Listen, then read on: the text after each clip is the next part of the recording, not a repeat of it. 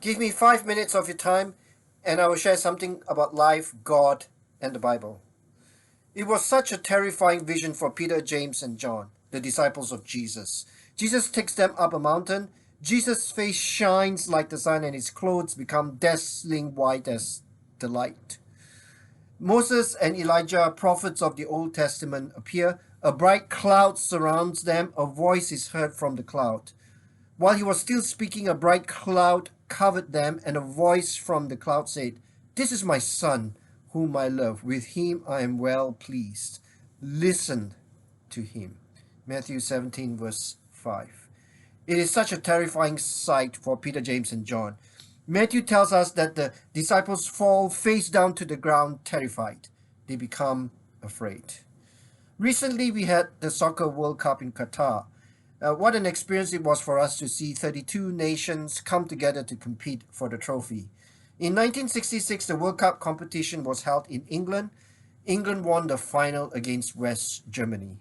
Bobby Moore was the England soccer captain who received the World Cup from Queen Elizabeth when England won the trophy in 1966. An interviewer later asked him to describe how he felt.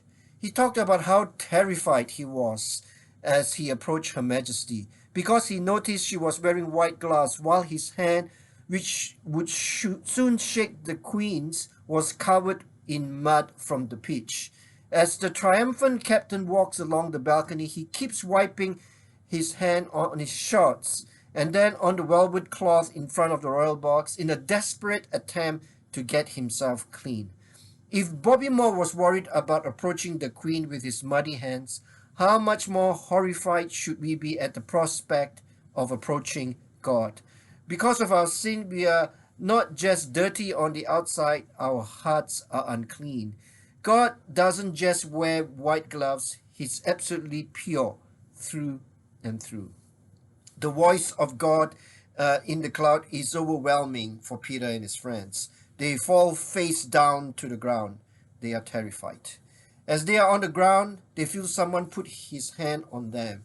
They look up. They see that it is the hand of Jesus touching them. The hand of Jesus calms them down. Matthew 17, 7-8. But Jesus came and touched them. "Get up," he said. "Don't be afraid." When they looked up, they saw no one except Jesus. Jesus speaks to them now without the brightness in his face. His clothes are no longer dazzling white. Moses and Elijah are gone. When they look up, they see no one except Jesus. It has become a quiet mountain. They feel the hand of Jesus on their shoulders. It is definitely a calming hand.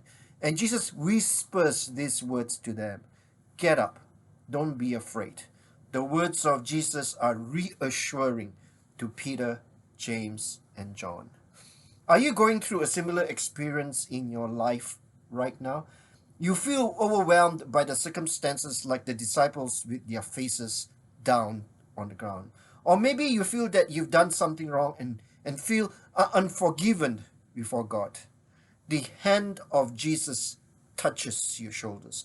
The voice of Jesus whispers into your ears. Get up.